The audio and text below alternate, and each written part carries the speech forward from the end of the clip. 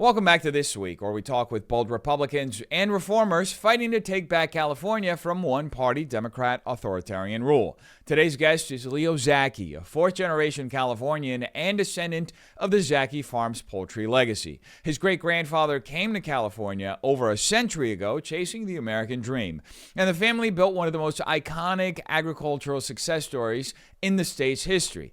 When that business was ultimately brought down by government overreach, Leo rolled up his sleeves, pivoted into entrepreneurship, and helped launch new ventures, one recently valued at over $100 million. Now he's running for governor of California with first-hand experience in agriculture, energy, and job creation. Leo's not a career politician. He's a constitutionalist and businessman determined to clean up the corruption, fix what Sacramento broke, and make California thrive again. Welcome, Leo. How you doing? Good. Well, thanks for having me on. I appreciate it. Oh, yeah. Thanks for coming down. We were just talking. This isn't your first run, technically, right? Yeah, technically it's my third, only because my original plan was to run in 22. And then the recall showed up, and I just used it as kind of a practice run because it didn't matter. We were going to have that 22 election 11 months later. So it was kind of a blessing in a way because I got to learn about what you have to do and the steps you have to, like the legal parameters you have to go through to actually make it to the ballot and all the stuff that goes into that. So that for me was a trial run. And then in 22, I just said, yeah, we're doing it. And I don't need a team or anything. And I just went with my own, intuition and used my resources I had. And I didn't have any team really. I just had a friend doing a graphic design for me and just winging it. And I wound up getting out of 48 candidates. I was 8th overall, 5th in the Republicans, but number 1 in dollars to votes. And I got about 100,000 votes, and I did not spend $100,000 doing it. And everybody else who outperformed me vote wise spent 5 to 20 times the amount of money I did. So I was able to show my family that I had proof of concept. Yeah. So, and I was like, all right, we're going to run in 26. And so just started working towards that. And the last 6 weeks of my campaign in 22, I met the woman who's now my campaign manager, and she's phenomenal, super connected. And now we've got a big, robust team, and my family's committing all this capital to this. And so they've given me the seed capital. It's up to me to go and make it happen. Well, that's amazing. And what made you want to run in the first place? A few things. Well, obviously my family business getting wiped out by California policy. That was a pretty big one. Yeah. And then the 2020 election, that was really the straw that broke the camel's back for me. Because,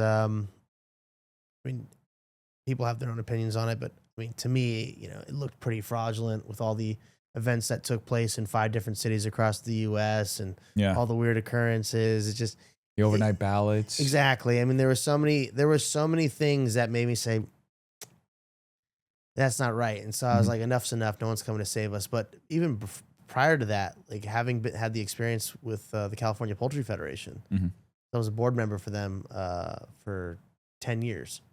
And so we'd go to D.C. and Sacramento and meet with all these elected officials. And I quickly learned how stupid they are. And they just don't care about you or your business or your family, but they really love being wined and dined. Wow.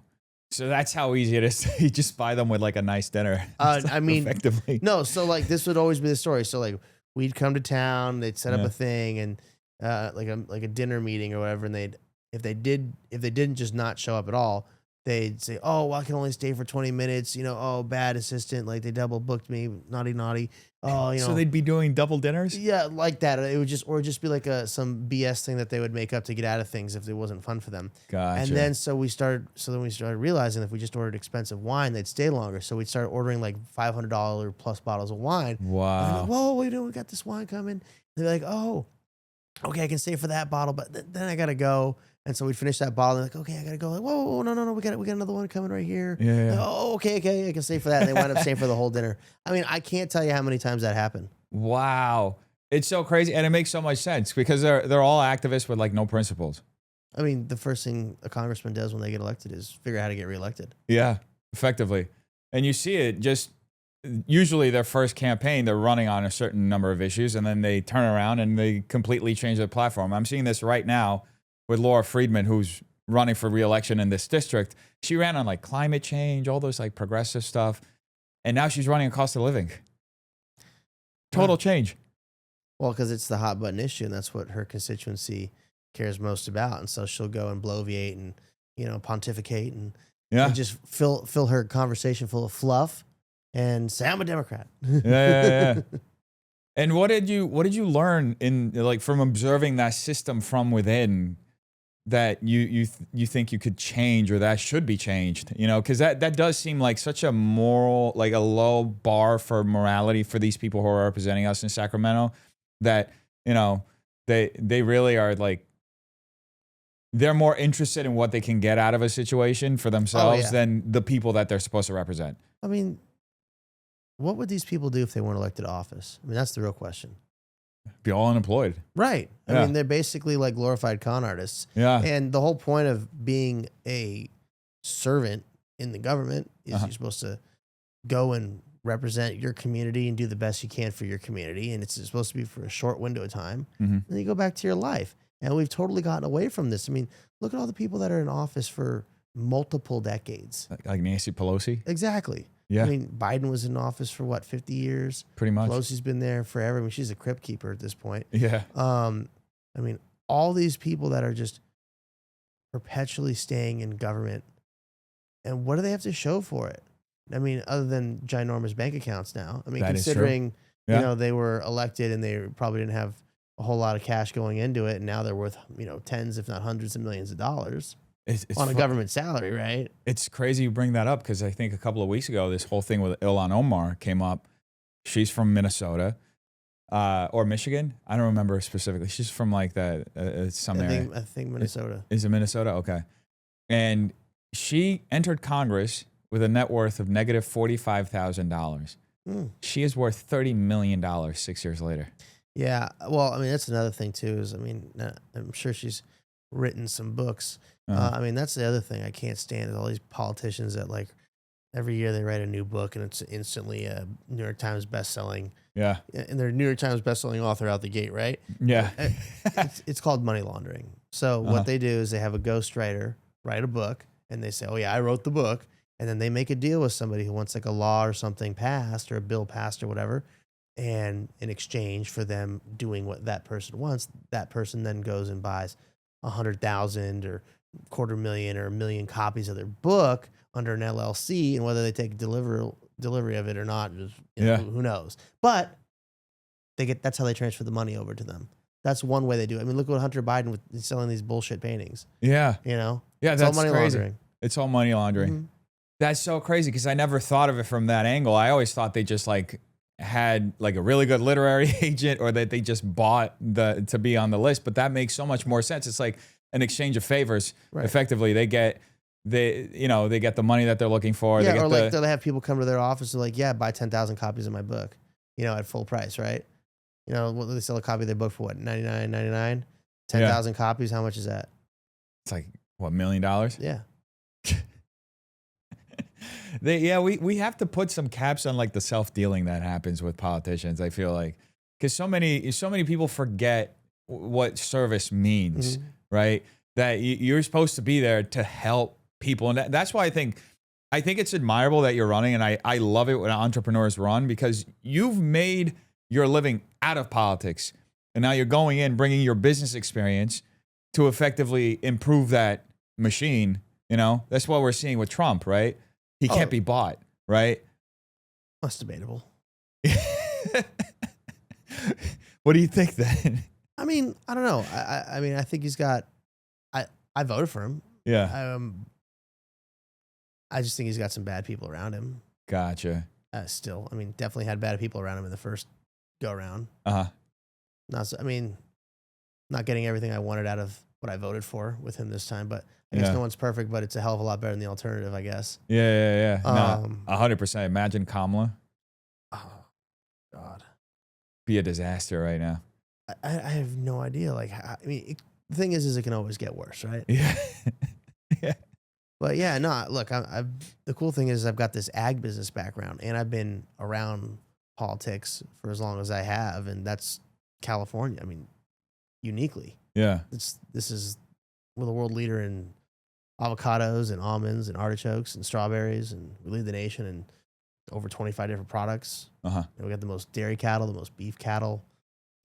We got more peaches in Georgia, more oranges than Florida. Yeah. Most wine, biggest wine business in the whole country. So, I mean, we're big in ag. That's the whole reason that we're the world's 5th largest economy, or the left will say 4th, or some other revisionists will say 8th, whatever. Uh-huh. You know, I'm going with 5th because that's what it's been. Yeah.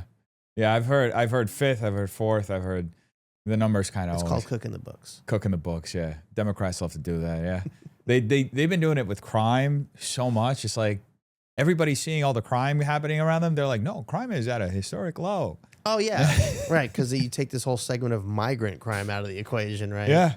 Yeah, or they're doing what Mom Donnie wants to do in New York, which is completely get rid of certain misdemeanors. He wants to have people where he's like, we've got over 4,000 people in Rikers Island. We have to take we got to get at least 1,000 people out of there. It's like, they're criminals, dude. Exactly. He's putting them on the street, and then he wants to have socialized grocery stores in New York. Yeah, free buses. Oh, you know, part of me wants him to win. Yeah, so that Democrat. Or, I mean, look, go ahead. Yeah, try it out. Yeah, give it a shot. You know, I mean, LA did it. Yeah. And look, I think it was the best thing that could have happened to this place. You know, it was, I think so far, 400,000 Angelinos left in 4 or 5 years. So why is traffic still terrible? That's what I've been saying. That's what I was just in the car with somebody. It was like 500,000 people left this town alone, and the traffic's still so bad. But you know, the replacement, so I think it was 3 years in a row that California in general lost population. But last year specifically, we had a slight increase because of how many illegals entered. Oh. So. Great. Yeah. So that was the offset. But they're not supposed to be measured in the census. Well, now I don't think they are. I think Trump's going to undo that. Then it's still a net negative overall. Yeah, I think it is. As far as taxpayers go, yes, net negative. The middle class in California is effectively leaving for Tennessee, Texas, and Florida. And Vegas. That's where all my friends are moving. Vegas, yeah, I've heard that too. Yeah, Vegas, the housing market's just taking a crap right now. Really? That's what I've heard. Yeah. So, yeah, look, because there's greener pastures out there. I mean, look, to make $100,000 in LA, mm-hmm. you're not living. You got 2 roommates probably. Probably, yeah. And $100,000 elsewhere in the country, dude, you got a house, you got acreage, you got your fun side by sides and cool toys. Yeah, you can go take that vacation that you want every year with your family that you can afford to raise. Yeah, you know, but that's what other parts of the country offer. Sure, you might not have, you know, the weather. Yeah, but whatever. You know, people want to enjoy their lives. You know, get out of this rat race, this nightmare. Yeah, it does feel like you're in a spinning wheel here sometimes. And it's interesting that you mentioned that, because you don't even have to like really go that far out, like just go into the middle of the country. If you did, your money would go so much further. But I was looking at Austin about a year and a half ago. Dude, that place is liberal. Yeah, I mean, it is super liberal. But they have really good barbecue. Salt Lick is bomb. Oh, yeah. I love that. Terry Black's is great. And then you can also float the Brazos River in the summer. That's also fun. So I'll give them that. Yeah, exactly. And the homes, like here, something you would get for like 1.8 million here is like 400K there.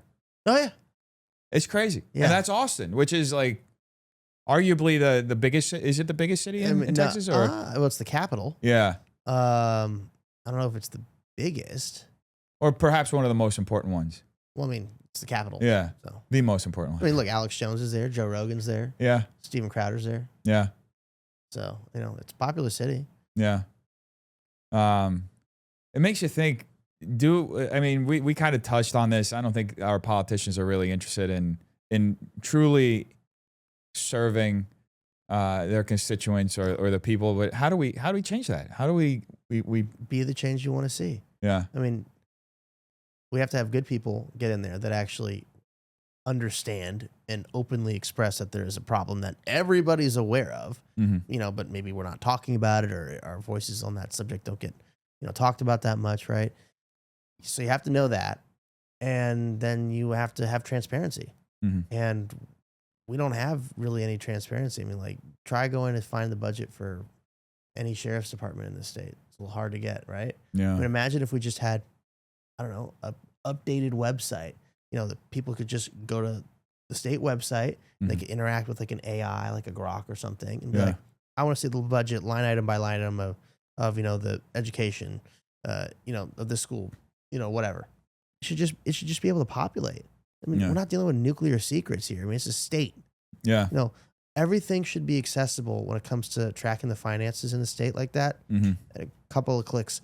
And I mean, part of that too is I want to be able to utilize a tool like that to help streamline the permitting process here in California. So you can have people have the ability to be these wealth creators and these job creators far more easier without this back and forth nonsense and these financial barriers to entry. I mean, like you want to open a restaurant, right?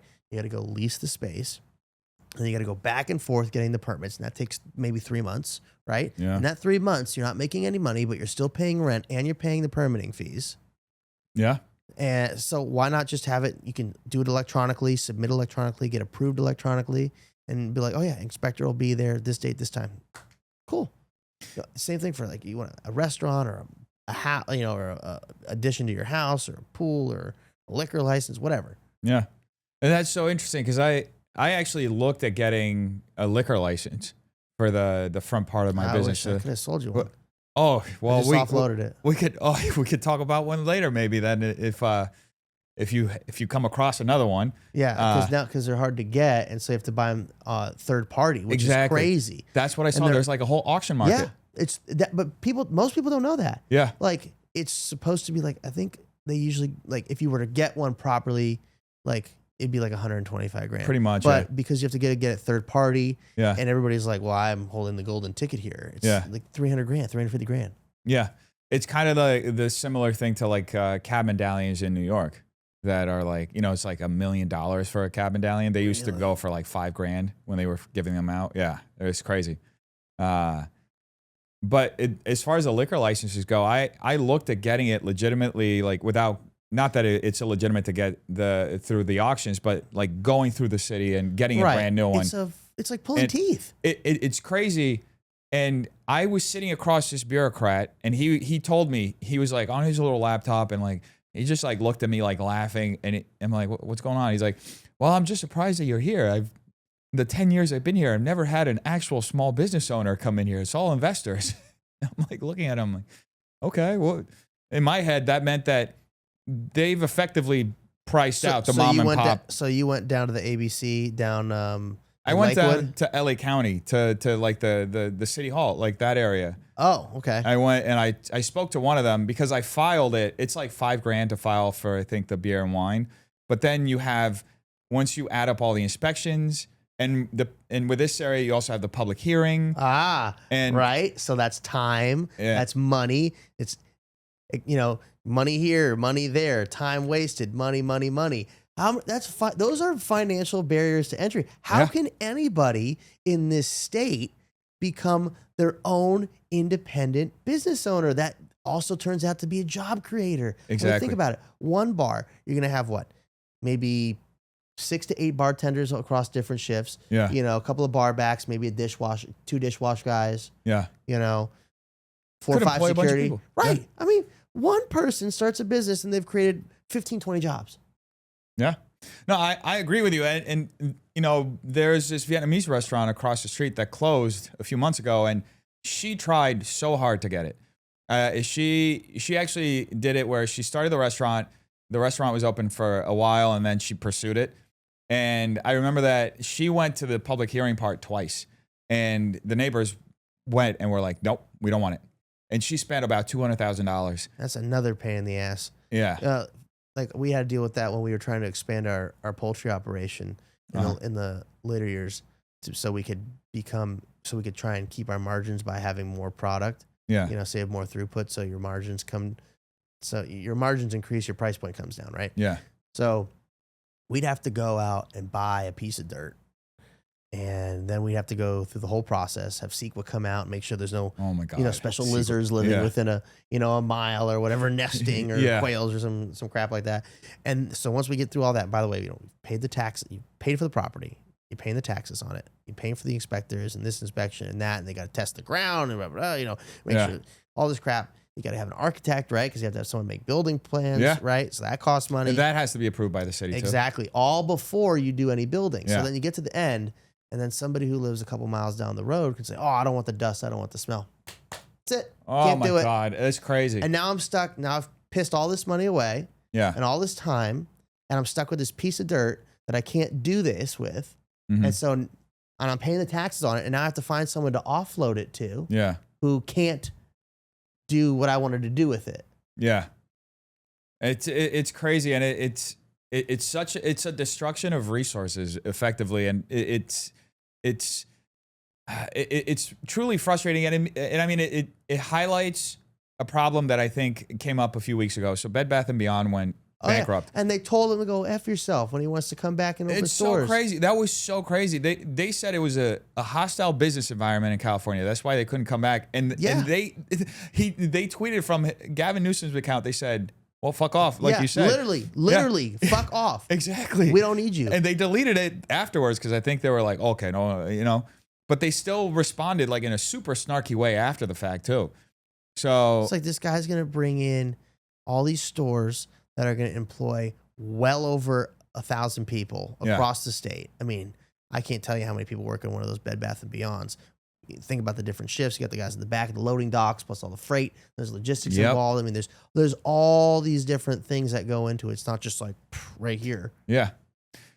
It would be so much money for the city, and they'd probably go through the whole process of like all the bureaucracy and still build the store, I mean, I used to go to the Bed Bath & Beyond on was on Olympic, yeah, Olympic, west of the 405 there. Yeah. That was the place. I needed some stuff for my house. Like, bro, I'm going to Bed Bath & Beyond. Yeah. I mean, even in college, like you wanted to deck out your dorm or your apartment, like that was the spot. Yeah. It's so crazy. But how do we do that? I mean, you're very pro business, and that's something I really appreciate. Yeah. How do you once you're in there, considering how the state legislature is so like Democrat and pro bureaucracy and like creating all these controls for climate change and all this stuff. How do we reverse the flow of that? Because I think that independent enterprise is the heart of the American spirit. It's what made this nation develop as quickly as it did, right?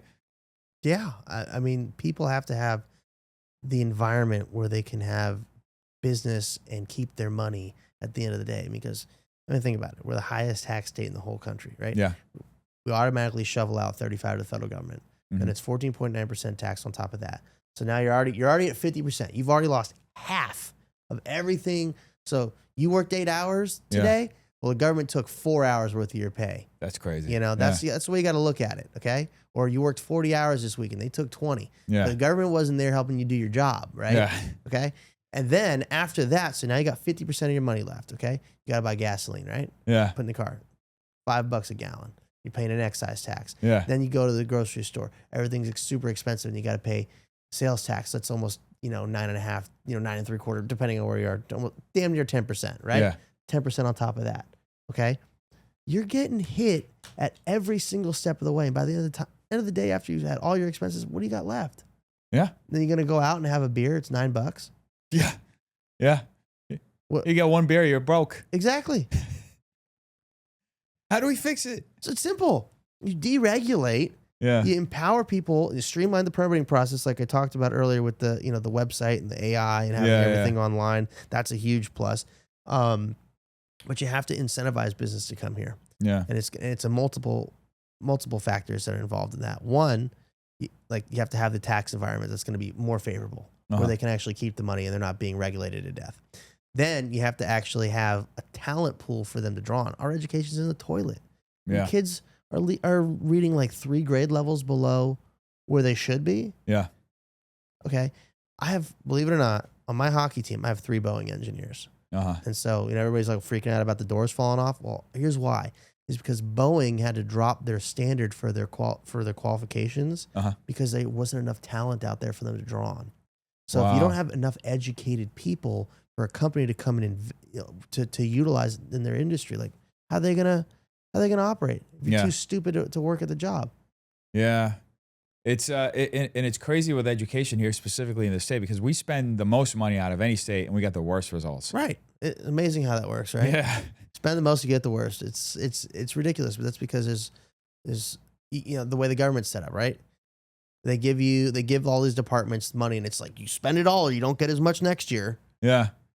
It really is like that. There's no purchasing department. Any business, okay, has a purchasing department. And that purchasing department's job is to make sure that there is a baseline level of quality that you must meet for whatever product that's being acquired. Their job is to go and source it at the best possible price. We don't do that. So some sheriff department, they're like, oh, my buddy's got this company. We build these command centers. It was like $5 million. It's so sick. We'll never use it. We'll park it in front of like a football game once. Yeah. But they do wasteful stuff like that. Yeah. Or like they're like, oh, I got to get a new bathroom. They're gonna drop like $800,000 on a bathroom in a sheriff's department. Like, please, I know a guy who can do it for like 50 G's. Like, if you really want to get that crazy with it. Yeah. I mean, it's all this wasteful spending, and there's no checks and balances in place. Mm-hmm. So we need more accountability, effectively.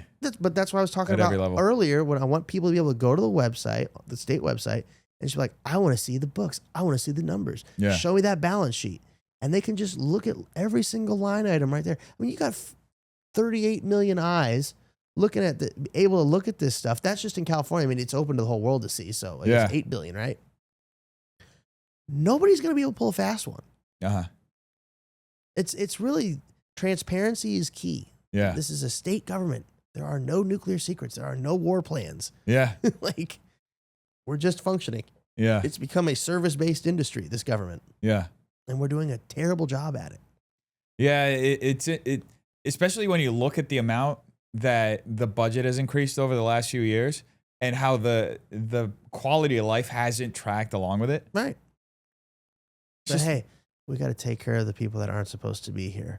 All those illegal immigrants, they really need that education and that medical care. And they're so entitled to it because, they've been paying into the system for as long as they have, which is not at all. It's crazy because just last year was what, $12 billion just towards illegal immigrants, just in the healthcare side alone. Right. And a lot of them were getting Section 8. Didn't we have a deficit of $12 billion? Yeah, we did. Oh, I wonder where you could eliminate that deficit overnight. My buddy's an ER nurse, and they're flooded with illegal immigrants. They come in for little bumps and bruises, little boo-boos, and that money's got to come from somewhere, right? Yeah. And so these service, areas, these hospitals that are providing services to the people are overcrowded with people that aren't supposed to be here. Yeah. Like, look, obviously, if you get hurt and you need to go to the hospital, like, yes, you should go to the hospital. It should be a baseline, level of care. You're shot, like, get the bullet out, sew them up, make sure they don't die. Yeah, of course, yeah. But we're just opening our doors to everybody here, and it's costing you money. It's costing you money. It's costing me money, and we're not getting anything. That being said, as far as corruption and like all this stuff with illegal immigrants, I think it's important that we talk about Gavin Newsom because I think this state doesn't agree on a lot of things, but I think the one thing that we all agree on is that Gavin is awful. I hope so, but apparently a lot of people think he's handsome. Oh yeah, well, that's why he keeps apparently getting reelected and beating his recalls. Really? I don't look at him as handsome. I look at him as a sleazy, greasy used car salesman. Oh yeah, who's done a horrible job. I mean, everywhere he's gone and been elected to office, it's just a trail of destruction, right? Yeah. Started at city council in San Francisco, then he became the mayor, and then he was lieutenant governor under Brown, and now he's governor of California. And the whole time, he's talking about ending homelessness. Too. Oh yeah, the whole time he's had a 10-year plan that's been for the last 15 years. Right. And all we've got is more homeless. Yeah. I mean, he's so bad, and it's so obvious he's going to run for president in 2028. It's like, come on. Yeah. Like, is anybody out there questioning if he's going to run? Who's the Democrat frontrunner going to be? I don't know. This guy's working pretty damn hard to make sure that he is. I mean, he's got a whole social media team that's just going after Trump every day. Like he's like Trump's his opponent. But that's the whole thing. Yeah. That's all they got. They got that is no true. policy. Yeah. There's no plan forward. It's like, I stood up to evil orange man. Yeah. Orange man, bad. Trump, evil. Yeah. Like, great. Cool. Oh, by the way, they're wasting more of our money on that too. This Prop 50 nonsense. It's $250 million. Yeah, I could think of 250 million better things to spend that money on other than this stupid redistricting. Yeah. And the state's already gerrymandered to hell and back. Mm-hmm. And this is a war, right? They're using as, a fighting against evil Trump and the federal government. Blah, blah, blah. Okay, what about we the people? Yeah. What about us? Yeah. Right? Not getting any love. And the thing is, I'm all for redistricting. Mm-hmm. But it should be about a proper congressional map. Like for me, what I'd like to see is congressional districts accurately representing the residential populations and the industries that are inside of them. Interesting. Because if you have it properly drawn out like that, where you have, so these like crazy last lines going all over the place. Like, yeah. Okay. You can then, it's so much easier to get federal money to support businesses and industries and communities when it's far more organized. Yeah. Where there's like an actual logical thought process behind what businesses are in there, what demographics are in there, and everything. Right. I think it's way more easier. And that's the whole point. Like people are supposed to get elected to Congress. And the whole reason they go to Congress is so they can come and figure out how they can bring federal dollars back into their district. Yeah. Yeah, and they really, I mean, this whole, it's so transparent that it's retaliatory, and also so that he can set up his presidential race. Of course. That's all it is. And he's using our tax dollars, okay, to do it, to push him forward to this position where he can be the Democrat frontrunner. It's so, and he's been doing this the whole time, actually. I spoke to... First thing he did when he got elected is he decided to go to war with Donald Trump. In 2018, and that's when Trump said, "Oh, you want to play this game? No more federal funding for the state of California." And that's really what hurt my family business. That was the straw that broke the camel's back. And I'm not blaming Trump. I'm not blaming Trump. But it's ridiculous. We're spending millions of our dollars in California to fight the federal government, to do this redistricting, gerrymandering nonsense. To sue Trump all the time in the Trump administration. Yeah. For what? To just, I guess that's their version of, what do you call it? Opposition. That's how they're doing their opposition against Trump. They're taking a stand as like Democrats who run California. But I don't hate Democrats. I hate indoctrinated people, and there's definitely indoctrinated people on the right, and there are indoctrinated people on the left. I want free thinkers, critical thinkers. We just have this legacy mainstream media that's pushing nonsense all the time, division. Everybody, and that's the whole other issue too. Like that's why nothing gets done. We have a supermajority. That's another issue too. But nobody's actually doing the right thing for the people here in this state, right? It's you're a Democrat, you're an idiot, you're a Republican, you're a racist, and that's where the conversation dies. Yeah, and that's such a good point too. And you kind of touched upon I think that there is one stark difference between both sides, though, because they seem much more prone to violence and supportive of it, even though they accuse and they want to take the same ones that want to take the guns away. Exactly, right? Yeah. It's so oxymoronical. It is, but oh my god, I saw this funny meme from the Eric Andre show where he shoots Hannibal. And it's like give us your guns so these kind of things don't happen again. They never look at who is behind the gun. They never want to look at. It's a tool, man. Yeah. It's a tool. That's all it is. Like, I'm all about guns. I love them. I think they're fun. Obviously, be responsible. Same thing like a car, dude. Like, a car is like, depending on what you drive, a 4,000-pound weapon. Yeah. Just be responsible. Don't drink and drive.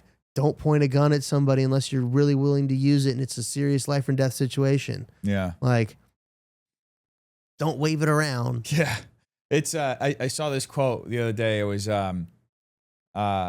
you can't if you're gonna blame how did it go? It was something like blaming the gun for somebody getting shot is like blaming a pencil for failing a math test.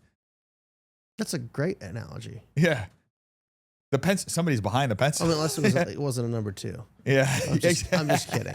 I'm kidding. So, but yeah, they want to strip unless it's politically convenient for them, right? Unless they can say, "Oh, it's a white supremacist man." No, it's always that. It's always white supremacists, blah, blah, blah, radical right wing, Trump, racist, blah, blah, blah. Okay, and then we on the left. I mean, we on the right can say, "Oh, look, it's another tranny." Yeah, you know. But look, it's a mental health crisis that we have here in this country. No, I agree. And nobody's addressing it. And that, like, going back to the homelessness. Yeah. Spent $25 billion, got 50% more homeless. Yeah. Because it's all housing first, right? Housing first. Yeah. I mean, I think it was in 23 that LASA spent $1 billion on housing homeless, and they housed 813 people. No, that is accurate. And I think one of the big things is the person who runs LASA too was caught sending money to her husband's charity or nonprofit. Yeah. Yep. There's so much self-dealing. That circles back to the corruption I was talking about. What do you know? You know, and I'm sure his charity gives 99% of the money they take in to the cause. 100%. You know, they're not, 5% of the cause, 95% overhead fees. That's another thing you got to look out for with charities. But look, the homeless thing it's a mental health crisis. Okay. That's why you got psychos out there that go and, do awful things like that happened yesterday with Charlie Kirk, or, the guy on the train that killed that Ukrainian refugee. Yeah. That's because we're not treating mental health and actually we're enabling it. We're empowering people to, like, yeah, you are a horse. Yeah. Yes. You are a cat, a dog. Yes, you are a furkin or whatever. Yes, you are. You can be anything you want, little whatever, little pronoun. With the Charlie Kirk thing, you don't think that was just strictly politically motivated? I mean, you got to be pretty whacked out to do something like that. I mean, Charlie, even if it's politically motivated, Charlie's a pretty middle guy for the right. Let me tell you. I know that's what's crazy. Pretty middle of the road guy. He's like you're very much like moderate Republican, and if you turn on MSNBC, you'd think that he was out there like doing the Sig Heil every single day. Like that's what they're framing him as. Don Lemon's on the internet. I saw a video he posted today about how. Charlie Kirk did more to disenfranchise black people than any other person. I'm like, bro, shut the F up. He's not even a politician. He's just a guy who debates. Dude, he helped support Brexit. Yeah. Like, he helped build, so many careers of black conservatives. Yeah, Candace Owens. You've got MAGA Hulk. Yeah. I mean, there's, I'm sorry, I'm blanking on the rest of them. Officer Tatum. There you go, Brandon Tatum. Yeah. Dude. Right? Yeah. Like, there's all these people, and like, there's the black twins, and they're the conservative twins, the Hodge twins. Hodge twins. Yeah. I think yesterday was like not to like be too on the nose, but I think it was like kind of a turning point. Yeah. Yeah. Well, that's why I know. But I agree. We can't. I think, and I said this yesterday too.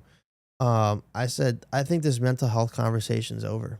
Yeah, it's over. We're not placating to this transgender and sports stuff. We're not placating to you can be whatever you want. No, you're born with a penis. You're a man. You're born with a vagina. You're a girl. Yeah. End of story.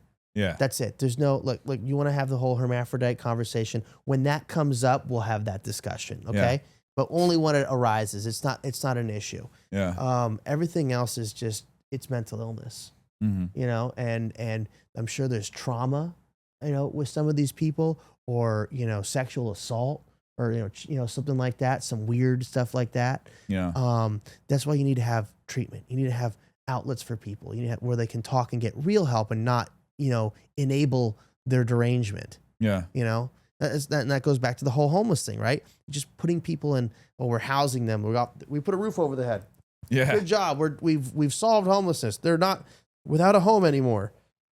It's so ridiculous because they're on the street for a multitude of reasons. Okay, They're either runaways. I mean, some are just down on their luck, or they have a drug habit, Yeah. or they have a mental illness, and they're using the drugs as a means to help medicate. Yeah. And the vast majority, from what I see driving around Los Angeles as an Angelino of my entire life, is these people are talking to themselves and yelling at themselves, or doing the fentanyl swing. Oh, yeah. You know? Okay. the zombie shuffle. Right. Yeah. You know, I'm not typically seeing lots of, you know, down on your luck kind of folks. Doesn't mean it doesn't happen. Yeah. Okay. My friend, he got it down on his luck, suffering from a knee injury. His girlfriend kicked him out. He didn't have a car. Yeah. You know, didn't have anywhere to go, and he needed, you know, and so he went to like a treatment center, even though he doesn't have a problem. Yeah. So I'm not saying that doesn't happen. Yeah. Okay. But percentage wise, it's so small. And what if we actually had a real plan for these people, you know, which I've developed conveniently. What's the plan? I'd love to hear it. I call it homeless to home. Uh-huh. And you first start with enforcing your vagrancy laws. Uh-huh.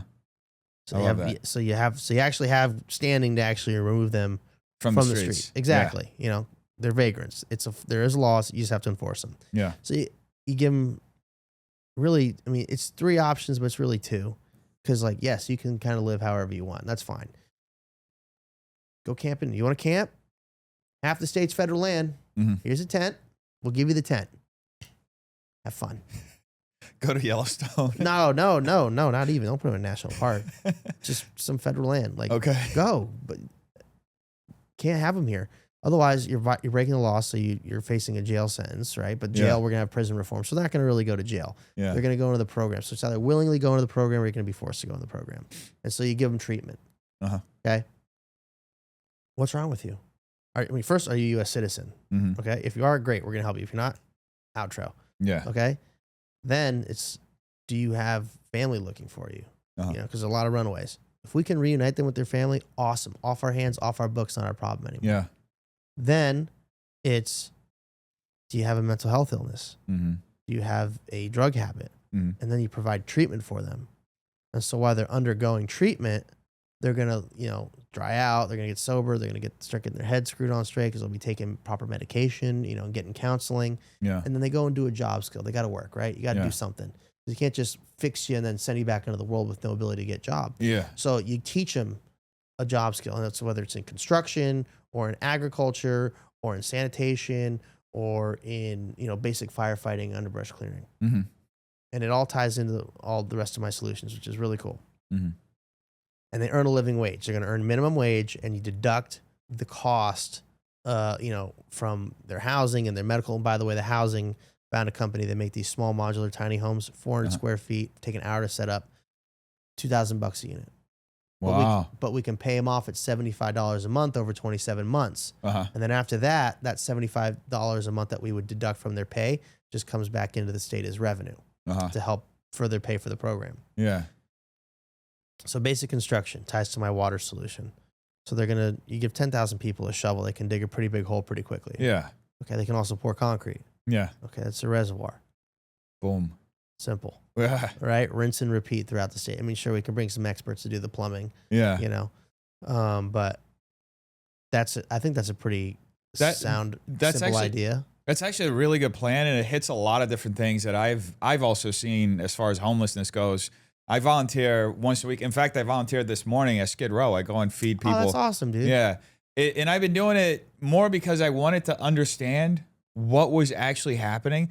And you hit it on the head.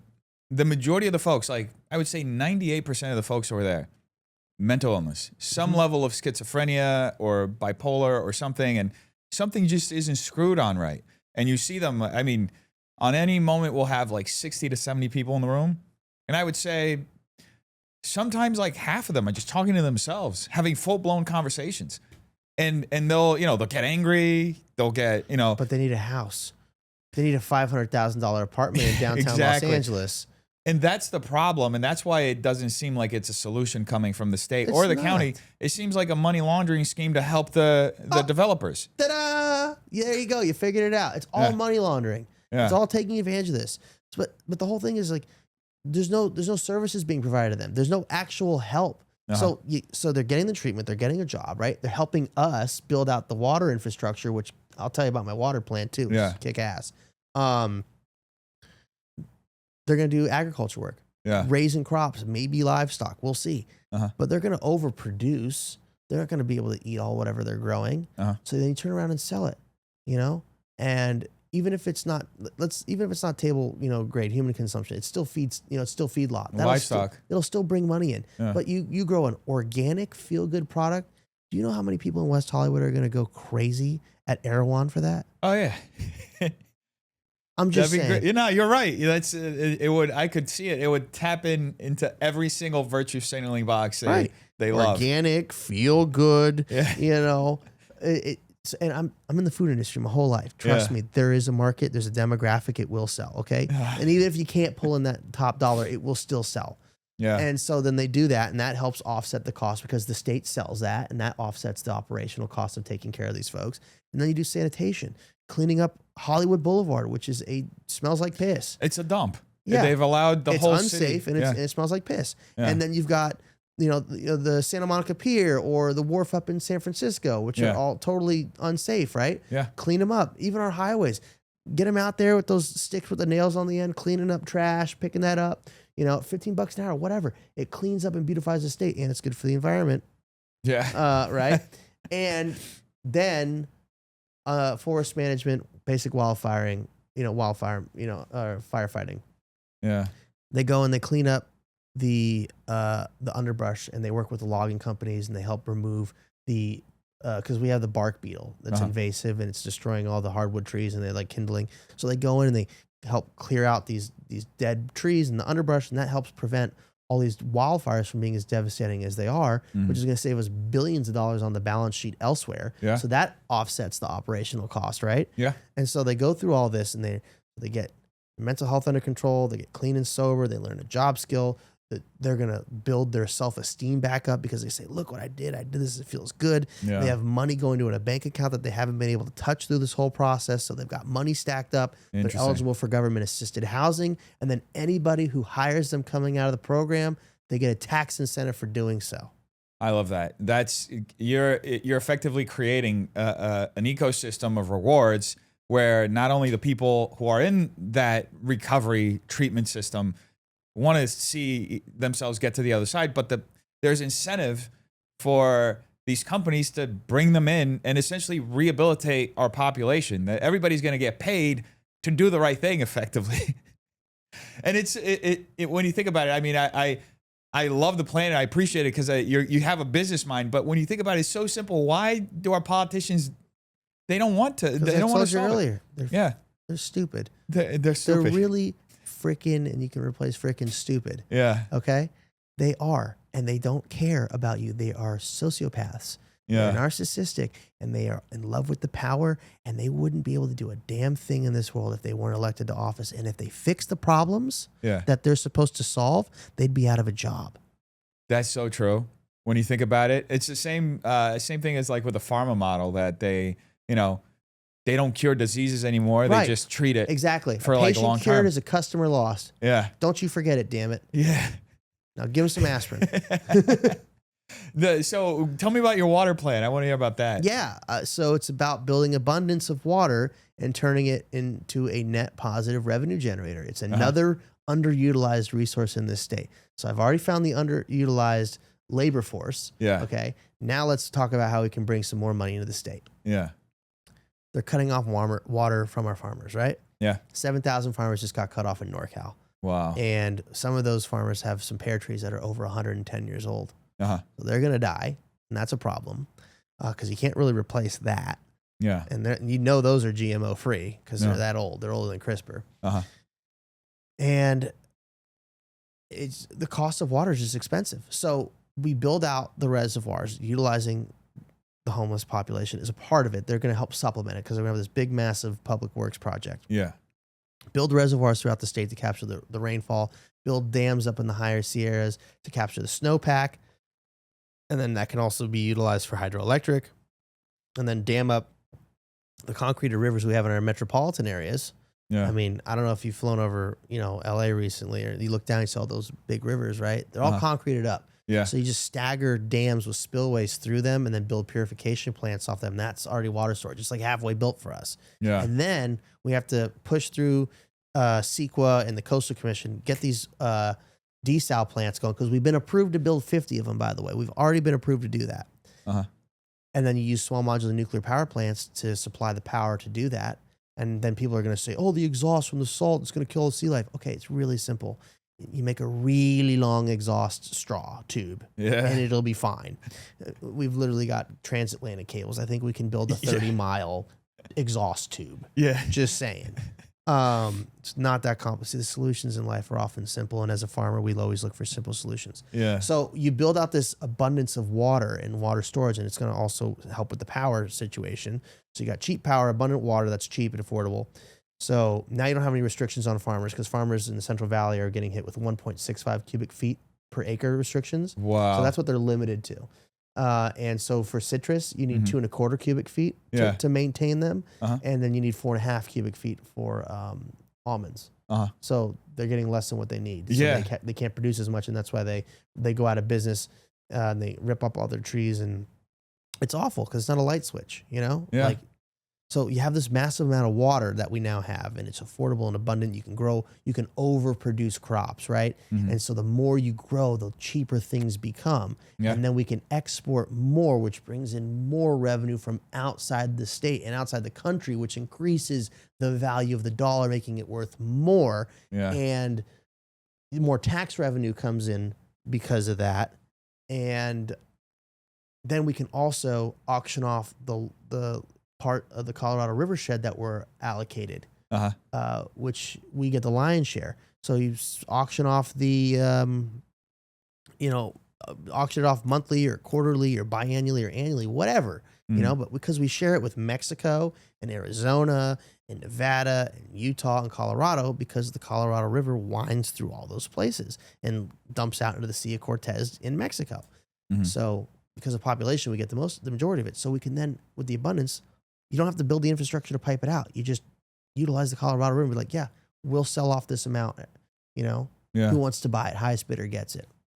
It's so common sense, but it almost infuriates me to think that our government has just been wasting all these, because these ideas, I mean, it's there. The resources are there. If they just took advantage of this stuff and actually, and it's not taking away from, anything else. We're just creating it. Yeah. You're not like, oh, well, you're pulling it from over here, so we're going to have less over there.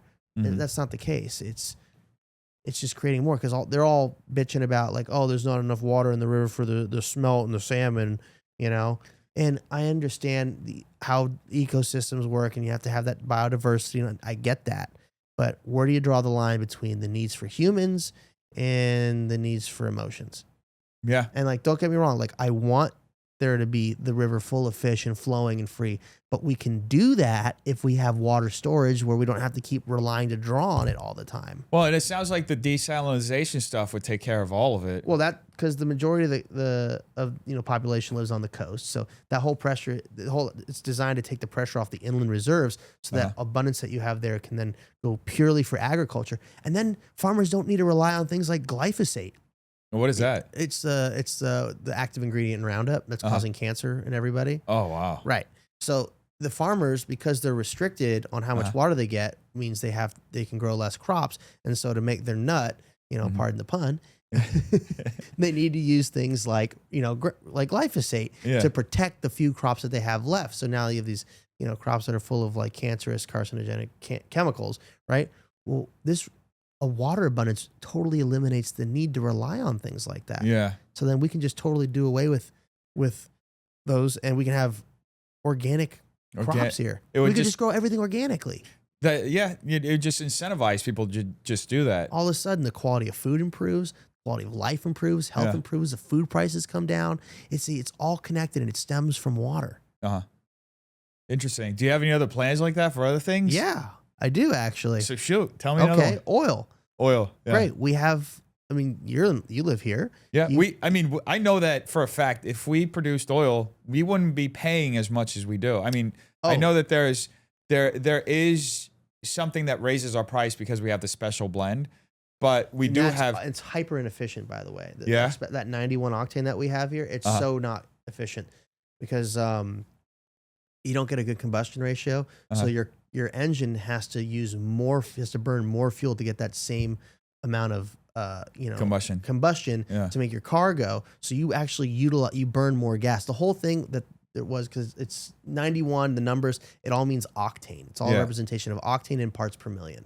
And so it's 91 parts per million. But a lot of cars, especially European cars, well, they're designed over in Europe, and their minimum offering, it's hard to find, is 95. On usually you only ever come across 98 and 100. And then diesel. And here we're offering 91 as the highest. So, and I'm telling you for a fact, because I have found a gas station near where I live that offers 101 octane without ethanol, by the way. And I have a 22.5 gallon tank in one of my cars, and I can go the 212 miles to Fresno and back and still have gas to get around town on one tank. But if I fill up with 91, I got to stop short of the Grapevine, outside of Bakersfield, and fill up. Otherwise, I'm not making it home. Wow. So it's inefficient. And so the whole thing was like, oh, if you burn this much, it releases this many carbon molecules, because octane has 8 carbon molecules, and gasoline is hexane. Really, it's got 6 carbon molecules. So that's their whole mental gymnastics right there. That's so wild. Wait, and what's your plan with oil then? Are we going to produce? Of course. I mean, look, you drive down Pico Boulevard, for example, right? Like these fake buildings that are hiding I've seen oil those. rigs. Yeah. Even the Beverly Center has an active oil rig behind it. That's why it's got that weird shape to it. We have offshore oil all up and down the coast. Signal Hill down like Long Beach area, that's full of oil. Okay. Drill for it here, extract it here, refine it here, sell it here. And you create so many jobs across this whole industry, because you've got to have people that are going to drill the wells, cap the wells, take care of the salt, do the salt water removal, that are going to, then you have the logistics of transporting it. You have the guys that are actually working on the rigs. You have the construction companies that are building the rigs, the refineries, because you're going to have a need for more refineries, because there's going to be more capacity available. So all these things create more jobs. I'm talking about over 100,000 jobs, easy, with $80 billion in annual revenue from that every year.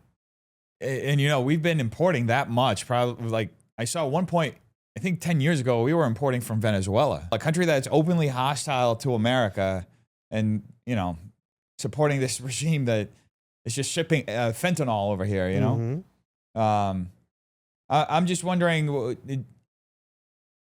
would we have to eliminate, for a lot of these things, all the environmental protections? How do we deal with that? No, you don't eliminate all the environmental protections, but you definitely relax them, because, as I mentioned earlier, like, at what point do you inhibit the growth of humanity, and the feasibility of humanity? Sacrifices have to be made. Like, it's like every house has a bathroom in it, right? Nobody. The shit's got to go somewhere. Yeah, that's true. I mean, it's that simple. Like, it's not a pretty thing, but it's a necessary thing. Obviously, you want these companies to operate in responsible manners, and they do have safety protocols, because an oil spill is very, very expensive. I mean, Exxon Valdez, remember that whole thing? Oh, yeah. Right. Nobody wants that. BP out in oil spill. In the Gulf Coast, right. They don't want that, because that's not only is that oil and revenue lost, but it's a lawsuit and a whole bunch of environmental cleanup and a headache and a nightmare. It's money. They don't want that. They just hold them accountable. That's all it is. Unlike what we're doing with PG&E, we're not holding them accountable. We got to hold these companies accountable and make sure that they have these safety standards, and just because also obviously we're in a seismic zone, right? So make sure that they're just cranked up in the over engineer it. That's the best way to do it. Over engineer it. Because all these tall buildings that we have here in California, they're all in these like rubber bushings that can have the building sway like 3 feet in either direction. Just over-engineer the crap out of whatever you're building. It's that simple. Yeah. Give me another one of your plans. Okay. Well, I mean, definitely education.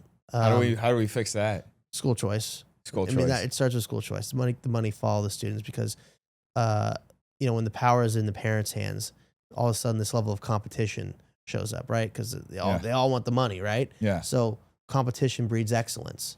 Why the hell am I gonna send my kid to some crappy school when I have access to this money every year that I can send them to the school where they're going to actually get a good education? Yeah. Right. So it forces the schools that are underperforming to raise their standards and do a better job, and it makes the teachers have to perform better. Yeah. And then you also have standardized testing that holds them accountable too.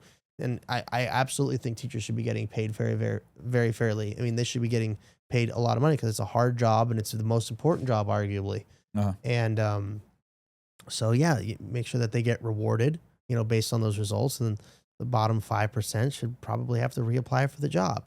I think that's fair. That's totally fair. I didn't say you're done forever. I just said reapply, and they can't be having these woke ideologies and preaching this 1619 revisionist stuff. I want kids learning real history, and learning real civics on how government's supposed to work and how kids should be being taught, things like finance, so they can balance exactly. So they're not how to do a balance, a budget. But this is all stuff my 90-year-old grandmother tells me about. She learned before she was in high school. Was it like home economics or something? We should definitely have home ec for sure. I mean, kids, food industry term, they're assemblers nowadays. They don't cook; they're assemblers, right? Those like they could order that. Yeah, they just like put it together. Right. It's like at Chipotle, they just put together the burrito. Exactly. It's not cooking; it's assembling. Yeah. So they don't know how to cook. They can't really take care of themselves. I mean, and we need to have shop class because kids don't know what the hell the difference is between a Phillips and a flathead. Yeah. But they also need to be exposed to that line of that there is that other opportunity of work out there. And I was talking with Mike Rowe at CPAC, and he told me that for every 5 vocationally skilled people that leave the profession every year, only 2 replace them. Wow. And all my friends that are doing vocational skills are killing it. My friends who are doing HVAC are crushing it, or auto repair are crushing it, or in plumbing, or electricians, or contractors. They're printing money, and they didn't go to college and take out a student loan and go into debt. I know so many guys who, because of the war in Ukraine and Russia, who like fled that area, came here, became handymen. A couple of them, I hired them within the first month of them being here. Now they have like full-blown businesses with like 6 other handymen and they have a contracting license that they applied and studied for. And, it really is. There's a big gap in the market for those kinds of jobs, like just simple jobs that you go in there and you just crush. Right. So it's physical labor. Yeah. It's not so sexy. Yeah. Sorry, you're not going to be, an actress or everybody wants to, I guess, be a social media influencer. Yeah, right. That's a or YouTuber TikToker or whatever. Sorry, it's not a sexy job, but it pays damn good, and you got to work with your hands. And you know what? People who do that kind of stuff, their brains work in a whole different capacity, and they're still very intelligent. It's not like, oh, you're a dumb plumber. It's like, actually, this guy knows hydrodynamics and fluid dynamics like you wouldn't even believe. And the only reason that your toilet flushes is because he's here and knows how to freaking bring the right tools and get it done. Otherwise, you'd be, using a bucket. And that's such a good point too, just because when you look at the economics around it, what turns out to be better? 4 years, getting a liberal arts degree, $250,000 in debt at like studies, some school. Gender studies, whatever. Exactly. Versus going to like a vocational school, even a community college or something, and taking some woodworking classes or air conditioning fixing classes, and then coming out with close to 0 debt, or, opening your own business within 2 years, scaling it, but having employees. Because you have those skills. All of a sudden, you have those tools to be successful. Those practical skills. Exactly. But all of a sudden, they're there. And I also want to have a vocational school in the UC system that's exclusively for like UC vocational school. Yeah. Where you can go and learn auto repair and HVAC and plumbing and all the stuff I mentioned. But under a UC system umbrella, where we can then give scholarships and emphasize California students getting educations in California, because you keep them, you send them to school, you educate them in California. They're from California. Keep them here. You educate them here. They're going to most likely stay here and keep those skills here, which are going to be able to be part of helping create businesses or them themselves creating businesses. Yeah. And that's been a big issue that I've seen too. A lot of people come here for school and then go out of state. And that also adds to the whole middle class, disappearing. Like there are a lot of people who are very skilled, like have master's degrees or teachers and do a lot of work, and then end up going to like, because of how bad it is here with just the cost of living and taxes and all that stuff, go to Arizona or South Carolina or somewhere else. Right. So, I mean, I think that's a really solid option. Yeah. And I want to emphasize for the UC system that we focus on giving the scholarships and having lower tuition fees for our California students. Mm-hmm. I want to educate them first and foremost. I don't care if we can charge more to bring in students from out of state or out of country. Mm-hmm. You know, I don't like the fact that 600,000 Chinese students are going to come get education here in America. Oh, yeah, that was a strange choice. Yeah. But that's what I mean. Like, look, they're all spies, look, effectively. It's the secret Chinese police stations. Don't forget all those like crazy, like, you know, homemade biolabs we found homemade biolabs here in California. You know, really? Yeah. Outside of Fresno. Huh. Mm-hmm. Interesting. But look, I think Trump is doing an okay job. You know, as I mentioned before, not perfect. A lot of things he does, I'm like, what the hell is this? Yeah. You know, like $500 billion for AI, and I was like, I don't like that. He's having Bill Gates over to the White House. I don't like that. Yeah, I don't like Bill Gates. You know? Yeah. Bill Gates is a bad dude. George Soros is a very bad dude. Klaus Schwab, World Economic Forum, bad people. Was he the guy who said you'll own nothing and be happy? Yes. Oh, by the way, Gavin Newsom is a disciple of his. Really? He graduated from the School of Future World Leaders along with Emmanuel Macron, Jacinda Ardern, Angela Merkel was one who went to that. Yeah. So he's basically like a globalist shill. Like he's without question. Yeah. I mean, that's the thing. See, not everybody knows this stuff. Yeah. And I know a lot of things, and so. Well, I know some of the stuff like the Brown, Pelosi, Newsom, Getty. Yeah.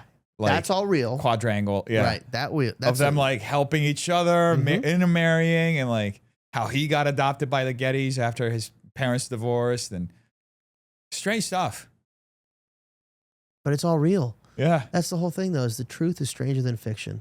Yeah. And, you know, you want to have a leader, folks, that knows about this stuff, the real truth, not this like, oh, it's conspiracy theory. It's okay. And I always hate when people use that word or term because it was developed by the CIA to silence dissenting opinions on the JFK assassination. Interesting. And it's two words put together. Conspiracy, meaning two or more people getting together to do something nefarious. Uh-huh. And theory, which is the plausibility of what's being described as the outcome, right? Yeah. So when you drop the theoretical component, it's just bad people getting together to do bad things. Yeah. Wow. Well, Leo Zacky, thank you for stopping by. I know, it's a lot. It's well, there's so much more. I feel like we could talk for another 2 hours. I know you're a busy guy, so I don't want to keep you. Look, have me back. I'll tell you more. I got what other things did I not talk about? Oh yeah, like prison reform and what else? Well, drop me some of the prison reform stuff. I mean, you can't just go to jail and sit there forever. Uh-huh. We spend $10 billion housing 200,000 inmates every year. Okay? You're going to work. You're going to be working with the homeless doing stuff. And if you're... They could clean up the highways. Yes. But so but the difference is, though, if you're in prison for a crime, you're earning a prison wage. The homeless are getting actual minimum wage. Yeah. That's the big difference. And if you get arrested for doing drugs or possessing drugs, you go to rehab. If you're selling drugs in like a significant way, then yeah, you're going to jail. Mm-hmm. You know, we are a death penalty state, even though there's a moratorium. Yeah. I think you should have, you know, unless there's like glaringly unabashed evidence that's like there's no way that it was anybody else but you. Mm-hmm. You know, I think you should have 5 years to be able to make an appeal. You know, because mistakes happen. Yeah. You know, you can sit on death row for 5 years and think about what you did and make your appeal. Yeah. Or you can elect to go be executed. But after that 5 years, you don't make your appeal. It's so expensive taking care of those folks. So that's some of the things that I'd like to do. And they should not be getting all grade A food, by the way. So we used to sell the prisons. They get really good food at prison. So prisons have to get grade A. Schools have the option of buying A, B, C, or D grade. Wow. So they get fed better than everybody, even the schools. Yeah, because the schools get to choose what they want. And some schools cut corners, I assume. Of course. Yeah. Wow. Well, we definitely, I have to have you back so we can talk about some of this stuff. See? Yeah. Well, let's do the following. Everybody at the end of the show, I usually have them look at their camera and just tell the folks at home how they can find them, how they can donate to them or volunteer or participate in their campaign if they want to. Your website, social media, all that stuff. I appreciate that. Yeah, I mean, leozacky.com. That's where I need everybody to go and hit the contribute button. I don't like, you want to give as much as you can. That's awesome. I appreciate it. Like even just $5, because there's a whole stupid metric that the party follows and they want to see individual donors and all that stuff. Like that. So even if you gave me $5, you know, and I've already put a bunch of money into this, so I'd be very grateful for that. And follow me at Leo S. Zacky on Instagram or X and TikTok. Instagram is my preferred place. So yeah, I really appreciate it. I'd love to be your next governor. Don't let the Republican thing scare you. I'm a regular guy. I'm just trying to make this place better. I don't need this job, but you guys really need me to have this job. Well, thank you so much for coming through, Leo. You know, I believe we need more people like you, like business owners who have such a huge understanding of how business works, first of all, how to extract value and provide value at the same time. I think we need people like you, more people like you. We already have several involved in the party, but I mean in leadership, state leadership, because all we have are career politicians and activists, and we see where that's going. We need people like you who have real world experience. So I'm really happy that you're running, and go check him out. All of his info is going to be in the description down below, and thanks again. I appreciate it. Yeah. Thanks, brother. Thank you.